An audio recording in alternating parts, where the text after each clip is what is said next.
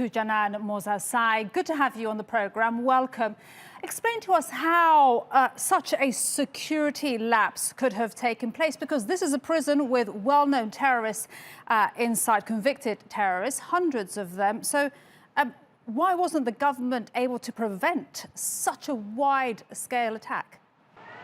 The first thing to say about this attack, obviously, is the fact that it's just another tragic, bloody incident, a terrorist attack in Afghanistan's 40-year war.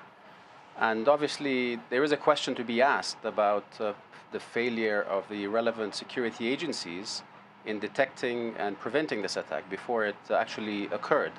But there are much larger questions that need to be addressed and that need to be answered in relation to what happened in Jalalabad. Foremost among these issues, obviously, is to determine who actually was behind the attack.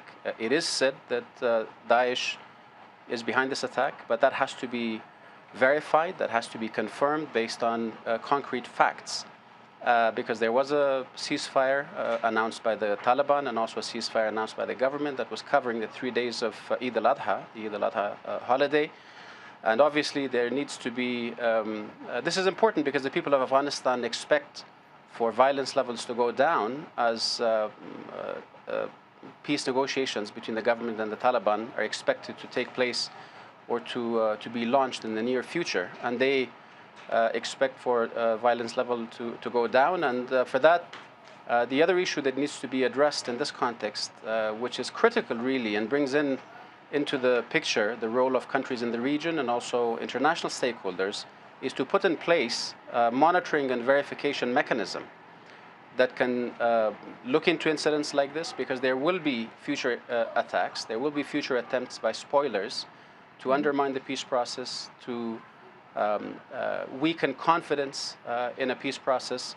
And so such a regional and an international verification mechanism in collaboration with the Afghan government has to be put in place to make sure that there is confidence in the peace process going forward. And Janan, we are hearing that Islamic State of Khorasan claimed responsibility for this attack. Talk to us about this group. And there have been reports that elements of the Taliban who are opposed to talks in Doha, the peace talks in Doha, are joining this group.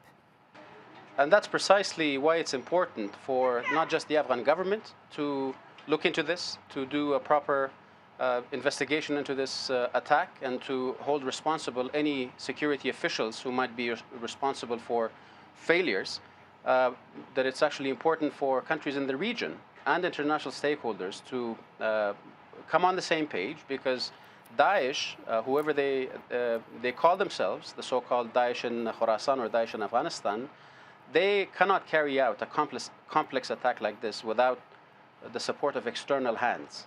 So those hands need to be identified, they need to be held accountable, and without that, it will be very difficult to ensure that the people of Afghanistan can have confidence in a peace process, which is expected to put an end to violence in the country and not to exacerbate the war that has been leaving a tremendous toll on the people of Afghanistan. Janan Mosazai in Kabul, thank you so much for joining us on the program and sharing your insight.